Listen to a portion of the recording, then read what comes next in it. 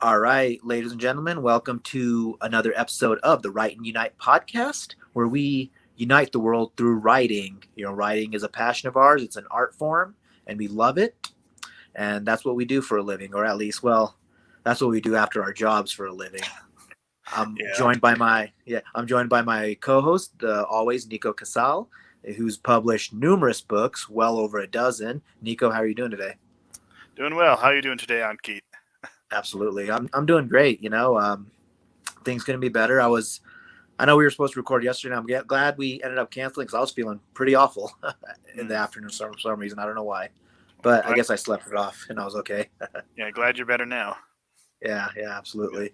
But yeah. Anyways, you and I together have published numerous books. I published eight of my own, and then working on numerous. I've done a lot of ghostwriting. You've published what is it, 16 or 17 at this point? 17 now. Yeah. Yeah, absolutely, man. So, we've been writing for a while. We love it, and we've certainly made our mistakes along the way. One of the things is people often have a hard time starting a book. They don't know where to start or basically how to write chapter one. So, what's kind of been your experience with that, getting started with chapter one? Well, I find that one of the biggest problems people have when they're trying to write chapter one is this question of what do I put in chapter one? A lot of people maybe want to put a whole bunch of backstory, in Mm-hmm. chapter one. Just explain everything about the character's life and how they got to where they are now. Or they want to spend a whole chapter just describing the setting. Maybe if it's a fantasy setting or a sci-fi setting or something like that, then they'll spend a whole chapter just doing that. When really you do need in the first chapter to do a few things. I think you do need to jump into the story pretty much right away. Mm-hmm. The inciting incident that moves the plot forward needs to happen in that first chapter. Mm-hmm. Um, and at the same time, also, you do need to establish some basic things about the setting to kind of get it in people's minds, but they don't need to know everything. It's like the tip of the iceberg, so to Mm-hmm. speak, is what they need to know. Um, you do need to also establish your characters pretty quickly off the bat, establish tone, and most importantly, you make your promises. I would say that a great analogy for this is a movie that basically everyone has seen, The Princess Bride. Mm-hmm. Yeah, In the yeah. opening scene of The Princess Bride, we're introduced to the setting. Now, as much as, for a lot of The Princess Bride takes place in that medieval fantasy setting, the thing is, it's really taking place entirely in that kid's bedroom Mm-hmm. because it's a story being read to him. So we're introduced to him, we don't even get the kid's name, funny enough, or his grandpa's name or his mom's name, but we're introduced to these characters. We get just a brief thing about the relationship he and his grandfather have, that it's loving, but he's also kind of embarrassed, when his grandfather like pinches his cheek or whatever his grandfathers do. Mm-hmm. Yeah. And then it makes the promises of what's going to come up in the movie when the kid asks, "Does it have anything exciting in it?" And the grandfather responds, "Are you kidding? Fencing, fighting, torture, revenge, giants, monsters, chases, escapes, true love, miracles." He tells him right off the bat all the big things that are coming. And then for the rest of the movie, we kind of see them all happen in the context of the story. Mm-hmm. So that's a great example. I would also recommend, even for those who might not say want to read Game of Thrones, whether because it's long or because Mm-hmm. it's violent and crude and everything else, read the first chapter. Mm-hmm. It talks about how this was the 10th year of summer and the 7th of Bran Stark's life. So that tells you something pretty big about the setting and the main character right Mm-hmm. there. Um, so I feel like that's a good place to start. Now I know that it's different writing nonfiction, and you've written nonfiction. What would you say is important in a first chapter? For nonfiction, I mean, probably something similar actually, get grasping the audience's attention right away. Big thing I've seen with several books is they'll kind of at the beginning of the book they'll put like some sort of plot line that is going to be introduced later in the book, either in the middle or the end, and they'll kind of tease it at the very beginning. Okay, like I don't know, maybe someone's at a funeral or someone's in a moment where something is about to happen that's major.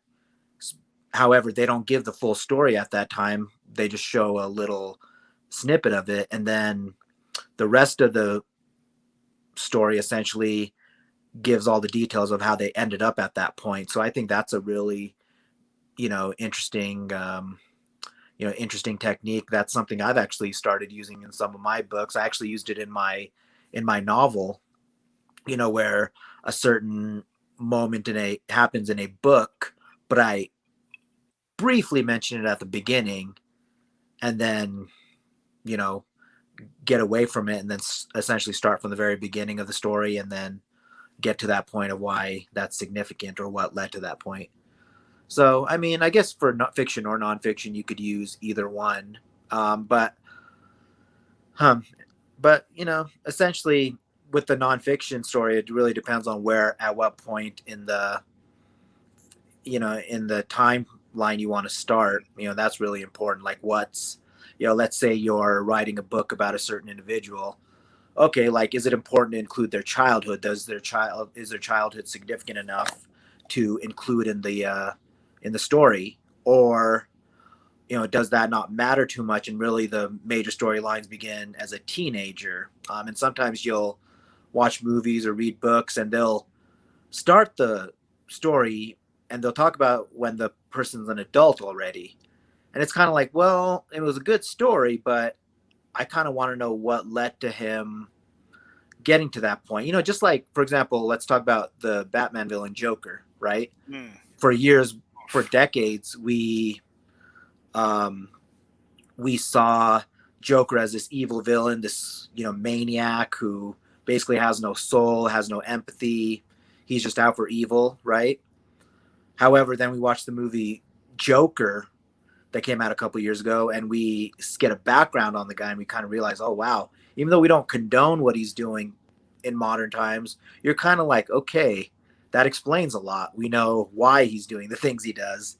Yeah, You know? I'd say it's still evil, but much more understandable, and kind of Yeah, yeah, puts you on the defensive with the idea of you could turn out like that too if you're not yeah, careful, about the choices you make and how you respond to trauma. yeah. Yeah, Right. it's and give you a little more compassion for them. Yeah, And I would yeah. say it's interesting also that you bring up at what point in a character's life you want to start, because I think about things like I'll take two very opposite examples in some ways. You have, say, the movie First Blood, the first Rambo movie, Hmm. where the first time we see him, he's walking down this road in rural America, and it's just after he's gotten out of the war and he's finally let his hair grow out, because I can't imagine he had long hair during the war. Right, right. Yeah. Um, and it's all over. He's trying to settle down, and we find out as the story progresses that he wasn't just a soldier; he was this incredible Green Beret with all kinds of honors, and this incredible soldier. Really, was the soldier. Whereas inversely, then you look at the Lion King. It starts when Hmm. the hero's born, and then we Hmm. get a whole thing about his childhood, and then we get a montage of him growing up, Hmm. and Yes. finally we get his adulthood for the last part of the movie. Now Right. these Right. serve different purposes. There's in Rambo's case, it's because there is supposed to be an air of mystery about Hmm. him to pull Yeah. us in. It is Hmm. definitely intended for an adult audience, and for that matter, for the most part, an older adult audience, not even really for your teenagers or even people in their 20s, but people in their 30s, 40s, and older. It's supposed to resonate with them. Um, Whereas in the case of Tarzan, or sorry, not Tarzan. Tarzan's another example of a movie that does the same thing, actually. Yeah. But no, in the case of The Lion King, it's meant to appeal to the whole family and especially to the kids. Right. And so you do show the character as a kid, so that when you have the scenes when he's an adult, the kids have already bonded to him, Hmm. Hmm. because it's easier for them to identify Right. with with someone who they've seen being a kid, and they know, oh, this was a kid at one point, or this was a Mhm. baby at one point, and whereas adults just sort of know that, kids might know it but still kind of need to see it. Yeah, they Um, think like the adults just spawned up out of nowhere and they were never kids yeah, themselves, right? That's how you think. especially elders. I mean, old people were never kids. Come on, let's not Right. be ridiculous. Yeah. Yeah. Yeah. Yeah. You were uh, you just came to the earth last week, right, Nico? yeah, yeah, pretty much. I'm pretty sure Don Knotts was born old. Yeah. Right. Well, he Right. was, Yeah. he was a special case. Yeah. And Larry King, I think he stayed the same age for like 50 years. Rest in Oh peace. yeah, But yeah. yeah, easy, yeah. Yeah. Um, Now, of course, it also depends on your beginning is going to depend on the kind of story you're telling too. Like I said, if you're writing a fantasy or a sci-fi, you want to establish your setting pretty early on, but not like as an encyclopedia entry. Rather, have the characters observing things in the setting the same way that you would observe things in the real world. Um, in a book that I'm writing right now, I it's a fantasy story, and I mention the main character looking up at the three moons in the sky, and the three moons are something he's grown up with. It's not anything new, but the reason Hmm. why he's looking at them is because they pass through a certain constellation, and he knows that that means it's his birthday. And as a slave, he's forbidden to remember his birthday. Hmm. So those are just a few things that roll real rapid fire to establish very Hmm. strange setting, and also his place in the world, and and his little bit of rebellion.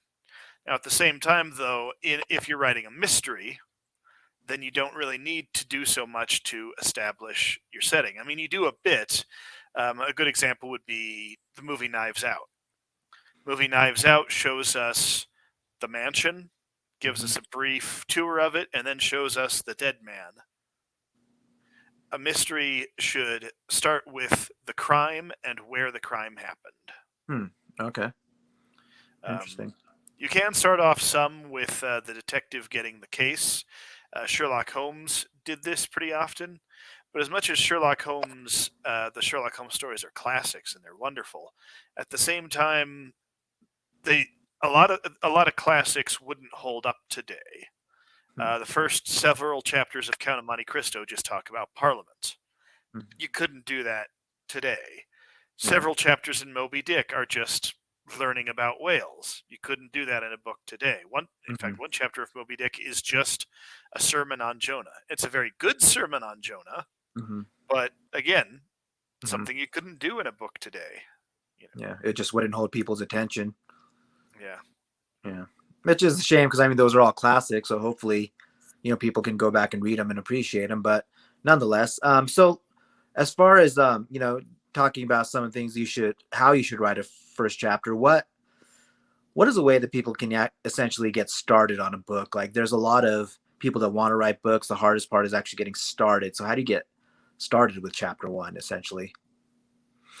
Um, well, I mean, of course, you open up your document and you have in mind Hmm. your character, and you think about what it is that's going to happen to them, or what it is they're going to do that's going to drive the plot forward from this point Hmm. on. Hmm. And then you back up from that point just a little bit. Um, if, say, their inciting incident is someone coming to them and saying, "Hey, I need your help because this bad thing is happening," then you back up just a little bit to before that person showed up, show what that person was doing in their life, and then have the person who came to ask them for help show up, and then they do their thing. Let's say you're writing a story about a firefighter, for example, and the inciting incident is him getting the call to go and fight the fire and save people from a burning building and all that heroic firefighter kind of stuff. You start with whatever he was doing in the fire station before getting the call. Um, and maybe that could be, he's bored, he's watching TV, he's playing cards, he's arguing with somebody, just something that's kind of quintessential. This person does this. Um, and it doesn't even have to be something particularly exciting that they're doing. as long as it's revealing of who they are. The exciting thing is the inciting incident. Hmm. I would definitely recommend against one thing that I've seen in a number of young writers, starting off with some kind of battle or chase or something like that. Hmm. Because as much as that's exciting in a movie, because it's visual and everything else, even in a movie it's not as exciting as it could be, because what do we care if this character we've never seen before gets caught, or if the bad guy he's chasing gets away, or whatever? I mean, we don't even know the character's name. Um, there's a there's a book called Save the Cat, actually, which is mostly for screenwriting, but even so has something kind of helpful, which is start off your character doing something that makes them sympathetic. In some ways, I would argue that's not always true, because sometimes it's better to start them off doing something terrible that catches people's attention. If it's that kind of book, if you're writing a book with a villainous main character or something, or Yeah. otherwise an unsavory main character. But Or maybe even a good character. They do something bad at the beginning, but then the plot explains why they got to that point, and maybe you do have a mm, little bit of sympathy for them by the time they get to that true, point in the yeah, plot. Yeah, yeah, a lot but of old yeah. Superman comics banked on this, where on the cover they would show Superman doing something horrible. And you go, Hmm. why would Superman do something horrible? And then you go and you read it, and then you find out, oh, he was having Lois Lane arrested so that she would be safe. you Oh know, yeah, yeah, something yeah, ridiculous like that. yeah, yeah, Which yeah. is like, That's you're yeah, Superman. You couldn't figure out another way to keep her safe, but yeah, yeah. Right, right. Yeah, he could have yeah, could have taken her somewhere out into space somewhere, right? Or I don't know, or the top of a something. mountain. Yeah, any Yeah, number of things besides getting her arrested. But I don't know. yeah, Maybe it was expedient at the moment or something. yeah. Sometimes I know sometimes when you're reading books, you have to suspend your reality to a certain degree, and but that's the part that Yeah, makes it fun. yeah. Yeah, And I'm more and more of the opinion these days that for the most part, there's really no such thing as a plot hole. There's just space for fan theories. sure. Yeah, no, that's a good point. Yeah, and it's good to leave a little bit of mystery, because you don't want to explain everything, like why are people a certain way. And actually, an interesting show that's going on right now is Cobra Kai, which is Mhm. kind of a continuation of the storylines from the Karate Kid movies from 30 years ago. But essentially, there were a lot of the villains from the original Karate Kid. They came in and they were already villains, but then Cobra Kai, they're still technically villains, I guess, in Cobra Kai, but they're giving a lot of backstory as to why they ended up the way they were, why they are behaving in their current form, and it's very interesting. It's really, and it kind of grays the line, like you don't. Okay, well, the good guys aren't always necessarily good. The bad guys aren't always necessarily bad. It's kind of situational, and if you were kind of in their situation, would you have done the same thing as them? That's an Yeah, interesting thing. Like I don't know. It's interesting. Like we all kind of live in our bubble, and we kind of pass judgment on a lot of people for the stuff they did. And of course, you can't excuse. I'm not saying you can excuse bad behavior. It should be called out and punished, no doubt. But it's also kind of understanding that, hey, people grew up differently. They may have had different experiences. They did not have maybe access. They either had more or less access to certain resources, so they kind of did what they had to, based on what they thought at that time. So it's kind of interesting because, you know, like I said, situational. People do things based on what they have at that moment, or what they're thinking, or what their circumstances are. yeah. Yeah. Well, and then even a good example of what you're talking about, which also ties back into our theme of first chapters, is Jean Valjean in Les Miserables. If you're familiar with it, Yes. yeah. The It doesn't start with him as a young man breaking the window and stealing the bread. It starts with him being released from prison, and then we Mm. get dialogue where he talks about why he was in prison in the first place for stealing the loaf of bread back when he was young.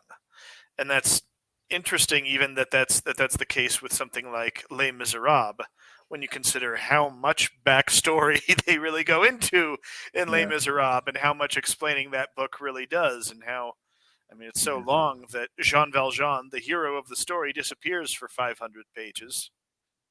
Yeah. And Javert, the antagonist, disappears for 900 pages. Mm. But even that doesn't start off with here's the hero's childhood. It starts off with he's released from prison. Mm. Why is our hero being released from prison? Mm. And that is very gripping. In the same way, also, I think it applies even if you're writing nonfiction, maybe not even just nonfiction stories, but like say if you're writing a book about an idea. There was something that a history professor that I had once talked about how the difference between two articles that he was reading, or two essays rather. One of them started off with "since the beginning of time," or "since such and such a time," or "back in this time," and all of those. It's like you hear that phrase and your eyes glaze over. Mm-hmm. And whereas someone else starts off their essay saying, "After traveling in such and such a country for a month, sticking mostly to the cities, I had the lungs of a smoker." Hmm.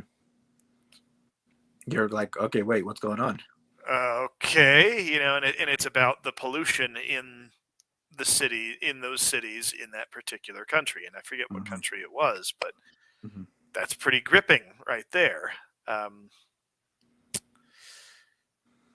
Yeah, and that's kind of the thing is show them the point, and then Mm-hmm. show them how you got to it. Mm-hmm. Um, Another great example of doing this is, of all people, those of you who watch your YouTube channels, Markiplier. Not in his Let's Plays, but in a lot of his videos, he'll just stop and tell a story from his life, Mm-hmm. and he'll start with the weirdest part of the story. Like, ever tell you guys about the time that I stole a bicycle? Mm-hmm. Okay, you have my attention. Then he'll go back and he'll tell you everything that led up to him stealing the bicycle, and then everything that followed. Mm-hmm.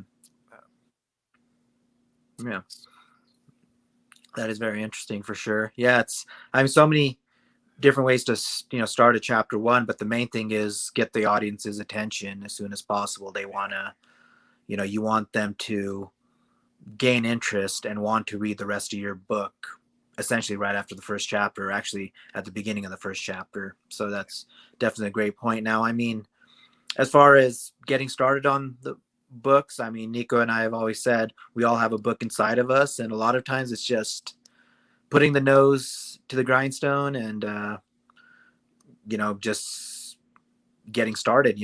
Start writing and see what sticks. And in so many instances, if you start writing, it's hard to stop because the ideas just start flowing. And I think we may have mentioned that in our our writer's block video. But Yeah. it's essentially, I mean, you may be surprised by how good your ideas are, especially when you start putting them down on paper. Yeah. Yeah, I would say if you start having an idea for a story, think about what's cool about it, what it is that gets you excited about it, and put that front and center from the very Mm-hmm. beginning. Know where you're going with it to some degree. You don't have to know how it ends, Right. or all the finer details, but a Mm-hmm. general gist of what you think is fun about the story, Mm-hmm. and start with that. Brandon Sanderson, who's a pretty successful science fiction and fantasy author, he has a series of lectures on YouTube that are pretty helpful. He talked about how he read an essay once that started off saying, "Sex, sex, sex, sex, sex. Mm-hmm. Now that I've got your attention," and then it proceeded to talk about something completely different. Yeah. The problem is, you got their attention through a lie, really. Unless your essay is about sex, sex, sex, sex, sex, you've lost their attention the second you admit that it's not about that.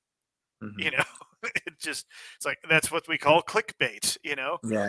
The Yeah. moment they realize that they've been sold a false bill of goods, so to speak, interest goes out the window. Um, if your story is about a young man going on adventures, then start off with your main character, and by the end of the chapter, give at least the promise that he is going to go on adventures. If your story is about a woman solving crimes, has there been a murder? Start off with the murder and then introduce the young woman who is going to solve it as soon as Mhm. possible. If your story is about someone striving to become the best chef in the world, and their big obstacle is that they're a rat, then start off showing the rat and explain and show them with their love for food Wonder from what very early on. wonder what we're going to be talking about. No, just kidding. Yeah, it's a very common story. It's been told many Yeah, times. yeah, yeah, Nothing specific. yeah. So no, absolutely. And we've talked about this in the past, I think, in past videos, but the actual writing of the book, some writers are gardeners, so to speak, some are architects, and the way you explained it, some architects essentially have they basically have an idea of how their book is going to start and end, and the basics of the middle plot, and then they just fill in the holes. Whereas a gardener will start a book, start planning some storylines, and basically see what grows and what doesn't. I mean, you know, if I had to guess, I would say I'm more of a architect, but I have also been a gardener in my day, because there are certain plot lines that just started going a certain way because of what I talked about earlier. Sometimes they flow great naturally. Sometimes I might have to change a few things, but Yeah. it's that's a great way to put it. Are you more of a gardener or an architect? I'm definitely more of a gardener. I've tried to Yeah, architect before, but the problem is by the time I've written an outline, I feel like I've finished the story and therefore yeah, have no reason to continue writing it. I will yeah. say though, for those of you who are gardeners out there, if you write your first chapter and then later on you realize, oh, this story isn't about a young man going on adventures, it's about Hmm. trauma from what they thought was going to be adventures, it's perfectly okay to go back to your Hmm. first chapter after the fact and then make a few tweaks to make sure that you're making the right promises. Sure. I mean, there's no problem with that. Don't get Right. discouraged if you wrote your first chapter thinking the story was going to go one way, and by Hmm. the end of the story it's gone a completely different way. That's what Yeah. edits are for. Yeah. As long as it's flowing well, and who cares? Hey, yeah, make the necessary changes and allow your story to flow like it has been. And I think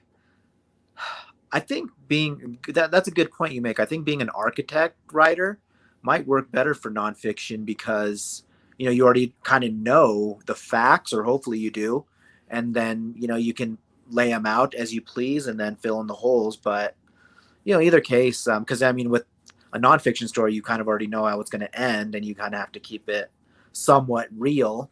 I know you can kind of embellish here or there, Hollywood it up, so to speak, but yeah, Yeah, but I think it is easier to be an architect if you're doing nonfiction. yeah, Yeah, and it's the biggest thing to remember for a lot of writers is you can't edit a blank page. yeah, yeah. You know, you if you write something bad, it can be fixed. You can go Yeah. back and fix it. You can get some friends to help you figure out how to fix it. You can go to writers group, some kind of writers group, and get them to help you out with fixing it. Send it to family members, and they can tell you, yeah, I don't know, this is kind of weak. There's even people you can hire to edit for you, who can say this needs to be better. This is not so great. Whatever. But if all you've got is blank pages, if you've just put the page numbers down and now you got to fill in the rest, Yeah.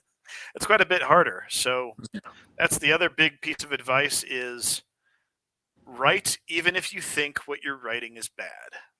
Yeah. Yeah. And actually, once you get it on paper, you might realize it's not so bad at all. It's Yeah. might be better than it sounds in your head. Or sometimes when you read through it again, you're like, actually, that was a pretty good that was a pretty good idea. And sometimes I've even went back and read my own books and said, wow, I can't believe I was creative enough to write something like that. Now I Yeah, just it got to get feels other good, people to doesn't see it? it. Yeah, yeah, Yeah. absolutely. So, well, I mean, this has been a great show. Do you have anything else to add, Nico? No, I think we covered it pretty well. I think that should help get people pointed in a good direction for their writing. Absolutely. At least I Bottom hope line so. is get started. Yeah, I mean, yeah, me too. Bottom line is get started. You're always welcome to comment on our videos down below. We'd be happy to respond. Keep them, keep them polite. But yeah, that's pretty much it. Ladies and gentlemen, you've been listening to another episode of the Right and Unite podcast. I've been joined by my co-host Nico Casal. Again, a great conversation, and I hope you guys enjoyed it. We will catch you next time. See you then. All right, thanks, Nico. Thanks, guys. Thank you.